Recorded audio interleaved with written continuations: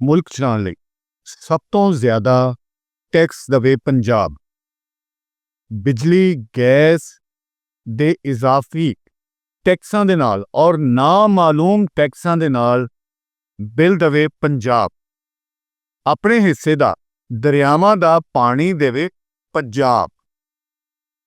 NFC award ਵਿੱਚੋਂ ਆਪਣੇ ਹਿੱਸੇ ਦੇ ਫੰਡਸ ਦੂਜੇ ਸੂਬਿਆਂ ਨੂੰ ਦਵੇ ਪੰਜਾਬ।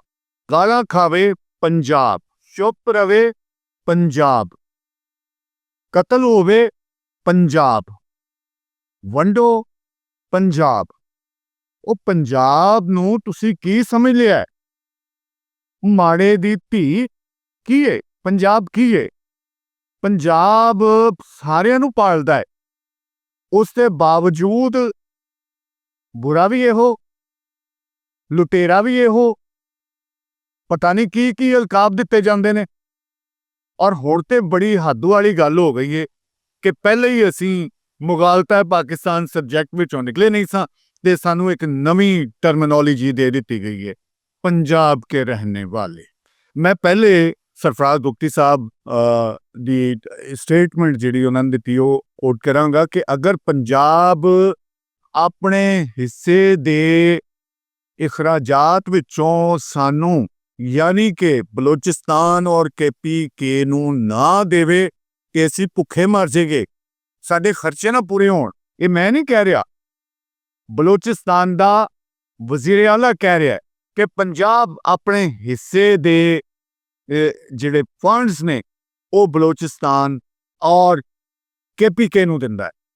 ਉਹਦੇ ਬਾਵਜੂਦ ਬੁਰਾ ਪੰਜਾਬ। ਟਰਮੀਨੋਲੋਜੀ ਵੇਖੋ, ਮੈਂ ਇਸ ਟਰਮੀਨੋਲੋਜੀ ਦੇ ਮੁਤਾਬਿਕ ਬਹੁਤ ਸਾਰੀਆਂ ਚੀਜ਼ਾਂ ਨਿਕਲਦੀਆਂ ਨੇ। ਵੇਖੋ 1988 ਦੇ ਵਿੱਚ ਮੀਆਂ ਮੁਹੰਮਦ ਨਵਾਜ਼ ਸ਼ਰੀਫ ਨੇ ਨਾਰਾ ਦਿੱਤਾ ਸੀ, ਜਾਗ ਪੰਜਾਬੀ ਜਾਗ, ਤੇਰੀ ਪੱਗ ਨੂੰ ਲੱਗ ਗਿਆ ਦਾਗ।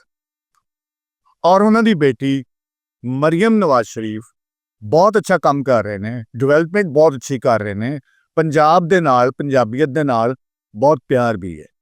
ਲੇਕਿਨ ਉਹਨਾਂ ਦੇ ਸਲਾਹਕਾਰ ਮੇਰਾ ਖਿਆਲ ਉਹਨਾਂ ਕੋ ਪੁੱਛੇ ਬਗੈਰ ਬਹੁਤ ਸਾਰੀਆਂ ਸਟੇਟਮੈਂਟਾਂ ਦੇ ਰਹੇ ਨੇ, ਜਿਹਦਾ ਉਹਨਾਂ ਨੂੰ ਨੋਟਿਸ ਲੈਣਾ ਚਾਹੀਦਾ ਹੈ।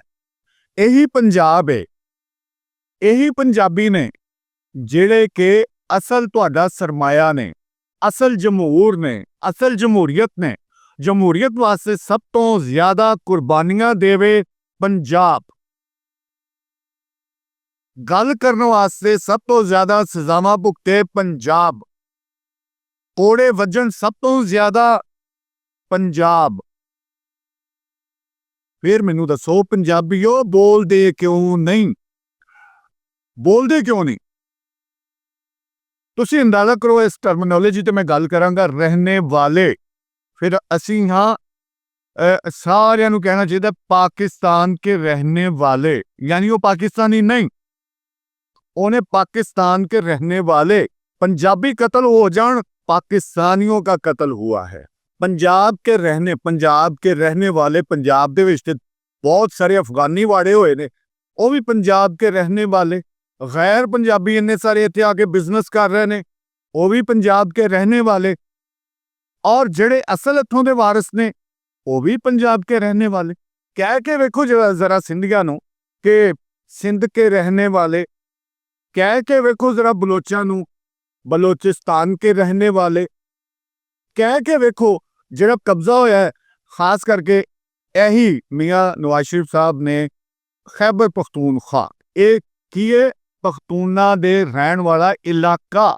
ਜਦੋਂ ਕਿ ਸਭ ਤੋਂ ਪੁਰਾਣਾ ਮੁਤਾਲਬਾ ਸੀ ਹਜ਼ਾਰਾ ਵਾਲਿਆਂ ਦਾ, ਹਿੰਦਕੋ ਵਾਲਿਆਂ ਦਾ। ਔਰ ਗੰਧਾਰਾ ਤਹਿਜ਼ੀਬ ਦਾ ਮਰਕਜ਼ पेशावर, जो कि अफगानी कब्जागीरां ने इस वेले पूरी तरह कब्जा किया और उत्थे जिहड़े असल वारिस ने हिंदको वाले उत्थे नज़र नहीं आते। तुसी चलो ना ही रखना सी या उन्हां दे हथों वोटिंग वास्ते या होर मामला, ठीक है, सियासी बहुत सारे मसाइल हुंदे ने, तुसी ओहदा ना हज़ारा पख्तूनख्वा भी रख सकदे सी। हालांकि ख्वा ते ओह कहंदे ही नहीं, हज़ारा वाले ते पंजाबी ने, हिंदको लहजा उन्हां दा, हिंदको बोलते ने। ਔਰ ਪੂਰੇ ਦਾ ਪੂਰਾ ਜਿਹੜਾ ਪੰਜਾਬ ਨਾਲੋਂ ਹਿੱਸਾ ਅਲੱਗਾ NWFP ਜਿਹਨੂੰ ਕਿਹਾ ਗਿਆ ਸੀ, ਅੰਗਰੇਜ਼ ਨੇ 1901 ਵਿੱਚ ਬਣਾਇਆ ਸੀ, ਇਹ ਸਾਰਾ ਪੰਜਾਬ ਹੈ। ਅਫਗਾਨੀ ਕਬਜ਼ਾ ਗੀਰਾਂ ਨੇ ਉੱਥੇ ਪੂਰੀ ਤਰ੍ਹਾਂ, ਮੈਨੂੰ ਦੱਸੋ, ਸ਼ੇਰਪਾਓ, ਬਲੋਰ, ਹੋਰ ਬਹੁਤ ਸਾਰੀਆਂ ਫੈਮਲੀਆਂ ਹਿੰਦਕੋ ਨੇ, ਇਹ ਕਿੱਥੇ ਨੇ ਅੱਜ ਕੱਲ੍ਹ, ਕਿੱਥੇ ਨੇ, ਨਜ਼ਰ ਨਹੀਂ ਆ ਰਹੇ, ਜਿਹੜੇ ਕਿ ਜਿਨ੍ਹਾਂ ਜਮਹੂਰੀਅਤ ਵਾਸਤੇ ਬਹੁਤ ਸਾਰੀਆਂ ਕੁਰਬਾਨੀਆਂ ਦਿੱਤੀਆਂ ਬੜੀ ਮਾਜ਼ਰਤ ਦੇ ਨਾਲ, ਕਿ ਪੂਰੇ ਪਾਕਿਸਤਾਨ 'ਚ ਕਿਤੇ ਵੀ ਚੋਰੀ ਹੋਵੇ ਔਰ ਭਰੇ ਪੰਜਾਬ। ਉਹਦੀ ਮੈਂ ਤੁਹਾਨੂੰ ਮਿਸਾਲ ਦਿੰਦਾ। ਪਿਛਲੇ ਸਾਲ ਬਿਜਲੀ ਚੋਰੀ ਦੀ ਰੇਸ਼ੋ ਵੇਖੋ, ਪੰਜਾਬ ਵਿੱਚ ਬਿਜਲੀ ਚੋਰੀ ਹੋਈ 22 ਅਰਬ ਦੀ, ਬਾਕੀ ਤਿੰਨਾਂ ਸੂਬਿਆਂ ਵਿੱਚ ਚੋਰੀ ਹੋਈ 377 ਅਰਬ ਦੀ, ਤੇ ਭਰਿਆ ਕਿਨੇ? ਪੰਜਾਬ ਨੇ, ਪੰਜਾਬੀਆਂ ਨੇ। ਤੁਸੀਂ ਵੇਖਿਆ ਪੰਜਾਬੀਆਂ ਨੂੰ? ਮਾੜੇ ਮਾਤੜ ਲੋਕ ਟੁੱਟੇ ਮਕਾਨ ਬਿੱਲ ਭਰਨ ਵਾਸਤੇ ਆਪਣੇ ਜਿਹੜੇ ਰੱਖੇ ਹੋਏ ਭਾਂਡੇ ਵੇਚਦੇ ਪਏ ਨੇ, ਗਹਿਣੇ ਵੇਚਦੇ ਪਏ ਨੇ, ਕਿੰਨੀ ਭੁੱਖ ਕੱਟਣ ਡਏ ਨੇ। ਸਾਨੂੰ ਐਡਾ ਕਿਹੜਾ ਚਾਅ ਚੜਿਆ ਕਿ ਅਸੀਂ ਆਪਣੇ ਪੈਸਿਆਂ ਦੇ ਵਿੱਚੋਂ ਪੰਜਾਬ ਦੇ ਪੰਜਾਬੀਆਂ ਦੇ ਟੈਕਸ ਨਾਲ ਪੂਰਾ ਮੁਲਕ ਚੱਲਣ ਡਿਆ, ਔਰ ਉਹਦੇ ਬਾਵਜੂਦ ਵੀ ਅਸੀਂ ਦੂਸਰਿਆਂ ਨੂੰ ਦਿੰਨੇ ਆ ਪੈਸੇ। ਸਭ ਤੋਂ ਵੱਡੀ ਸਿਤਮ ਜ਼ਰੀਫੀ ਵੇਖੋ ਕਿ ਪੈਟਰੋਲ ਤੁਸੀਂ 1 ਲੀਟਰ ਪਵਾਉਂਦੇ ਹੋ ਤੇ 10 ਰੁਪਏ, ਬਾਕੀ ਤੇ ਬਹੁਤ ਸਾਰੇ ਟੈਕਸਿਸ ਵੈਸੇ ਹੀ ਨਹੀਂ, ਯਾਨੀ ਕਿ ਬਹੁਤ ਜ਼ਿਆਦਾ ਨੇ। 10 ਰੁਪਏ ਤੁਸੀਂ ਦਿੰਦੇ ਹੋ ਕਿਹਦੇ ਵਾਸਤੇ? ਬਲੋਚਿਸਤਾਨ ਹਾਈਵੇ ਵਾਸਤੇ। ਚਮਨ ਤੋਂ ਗੁਜ਼ਾਰ ਕੇ ਕਿੱਥੇ ਬਣਾਉਂਦੇ ਨੇ ਹਾਈਵੇਜ਼। ਤੁਹਾਨੂੰ ਪਤਾ ਕਿ ਬਲੋਚਿਸਤਾਨ ਵਿੱਚ ਕਿਸੇ ਵੀ ਹਾਈਵੇ ਤੇ ਟੋਲ ਪਲਾਜ਼ਾ ਨਹੀਂ ਹੈਗਾ। ਜਿਹੜੇ ਸਾਡੇ ਹਰ ਜ਼ਿਲ੍ਹੇ ਦੇ ਵਿੱਚ ਅਸੀਂ ਟੋਲ ਪਲਾਜ਼ਾ ਦੇ ਕੇ ਜਾਂਦੇ ਆ ਨਾ, ਜਿੰਨੇ ਵੀ ਜ਼ਿਲ੍ਹੇ ਨੇ, ਅਸੀਂ ਜਦੋਂ ਜ਼ਿਲ੍ਹਾ ਕ੍ਰਾਸ ਕਰਨ ਲੱਗਦੇ ਹਾਂ ਤਾਂ ਟੋਲ ਪਲਾਜ਼ਾ ਦਿੰਦੇ ਆ। ਪੂਰੇ ਬਲੋਚਿਸਤਾਨ ਦੇ ਵਿੱਚ ਟੋਲ ਪਲਾਜ਼ਾ ਨਾਂ ਦੀ ਕੋਈ ਚੀਜ਼ ਹੀ ਨਹੀਂ ਹੈਗੀ। ਤੁਸੀਂ ਸੋਚਿਆ ਕਦੀ? ਮੈਂ ਸਮਝਦਾ ਕਿ ਸਭ ਤੋਂ ਜ਼ਿਆਦਾ ਜ਼ਿੰਮੇਵਾਰੀ ਬਣਦੀ ਹੈ ਮੌਜੂਦਾ ਪਾਕਿਸਤਾਨ ਦੀ ਗਵਰਨਮੈਂਟ, ਬਲਕਿ ਪੰਜਾਬ ਗਵਰਨਮੈਂਟ ਦੀ, ਕਿ ਅਸੀਂ ਇਹ ਬਹੁਤ ਵੱਡਾ ਫਕੀਰਾਂ ਰੱਬ ਲੋਕਾਂ ਦਰਵੇਸ਼ਾਂ ਦਾ ਇੱਕ ਕੌਲ ਹੈ ਕਿ ਪਹਿਲੇ ਖੈਸ਼ਾਂ ਬਾਅਦ ਦਰਵੇਸ਼ਾਂ। ਪਹਿਲੇ ਆਪਣੇ ਆਪ ਨੂੰ ਵੇਖੋ, ਔਰ ਸਾਡਾ ਮਜ਼ਹਬ ਵੀ ਕਹਿੰਦਾ ਹੈ ਕਿ ਪਹਿਲੇ ਘਰ ਫਿਰ ਹਮਸਾਏ। ਅਗਰ ਤੁਹਾਡਾ ਘਰ ਮੁਸਤਹਿਕਮ ਮਜ਼ਬੂਤ ਹੈ ਤੇ ਹਮਸਾਏ ਦੀ ਮਦਦ ਅੱਛੇ ਤਰੀਕੇ ਨਾਲ ਕਰ ਸਕਦੇ ਹੋ। ਤੁਸੀਂ ਪਹਿਲੇ ਆਪਣੀ ਮਦਦ ਆਪ ਕਰਨ ਜੋਗੇ ਹੋਵੋ ਤੇ ਦੂਸਰਿਆਂ ਦੀ ਕਰੋ। ਜਦ ਕਿ ਤੁਸੀਂ ਵੇਖੋ ਕਿ ਪੰਜਾਬ ਦੇ ਵਿੱਚ ਲੋਕ ਕਿਸ ਕਦਰ ਮੁਸ਼ਕਿਲਾਤ ਦੇ ਵਿੱਚ ਨੇ। ਮਤਲਬ ਇਹ ਜਿਹੜੇ ਬਿਲਸ ਨੇ ਜਾਂ ਜੋ ਵੀ ਨੇ, ਉਹਦੇ ਵਿੱਚ ਤੇ ਪਤਾ ਨਹੀਂ ਕਿੰਨੇ ਕੁ ਟੈਕਸਿਸ ਨੇ।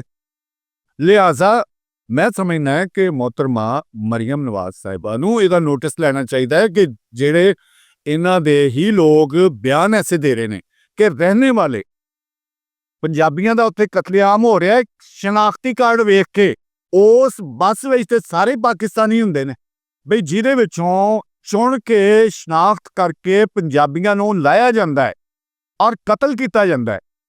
ਉਸ ਬੱਸ ਦੇ ਵਿੱਚ ਤੇ ਸਾਰੇ ਪਾਕਿਸਤਾਨੀ ਹੁੰਦੇ ਨੇ। ਜਾਂ ਤੇ ਅਸੀਂ ਮੰਨ ਲਈਏ ਨਾ ਕਿ ਉਹਨਾਂ ਨੇ ਬੱਸ ਉਡਾਤੀ ਹੈ, ਅਸੀਂ ਮੰਨ ਲਈਏ ਕਿ ਉਹਨਾਂ ਨੇ ਉਤਾਰ ਕੇ ਸਾਰਿਆਂ ਨੂੰ ਮਾਰਤਾ, ਵੀ ਨਹੀਂ ਇਹ ਪਾਕਿਸਤਾਨੀਆਂ ਨੂੰ ਮਾਰਿਆ। ਬਈ ਸ਼ਨਾਖਤੀ ਕਾਰਡ ਵੇਖ ਕੇ ਮਾਰਦੇ ਨੇ ਪੰਜਾਬੀਆਂ ਨੂੰ। ਤੇ ਫਿਰ ਕਿਸ ਤਰ੍ਹਾਂ ਹੋਇਆ ਕਿ ਪੰਜਾਬ ਕੇ ਰਹਿਣੇ ਵਾਲੇ ਫਿਰ ਪਾਕਿस्तान के रहने वाले, पाकिस्तानी नहीं लफ्ज वरतो ना, पाकिस्तान के रहने वाले, तो फिर अफगानी भी पाकिस्तान के रहने वाले, उन्होंने वापस क्यों भेज रहे हो? तो पाकिस्तान के रहने वाले, ਤੁਹਾਡੀ ਮਿਹਰਬਾਨੀ ਰਹਿਮ ਕਰੋ, ਰਹਿਮ ਕਰੋ। ਪੰਜਾਬੀਆਂ ਨੇ ਆਪਣੀ ਜ਼ੁਬਾਨ ਦੀ ਵੀ ਕੁਰਬਾਨੀ ਦੇਤੀ, ਗੁੰਗੇ ਬੋਲੇ ਨੇ।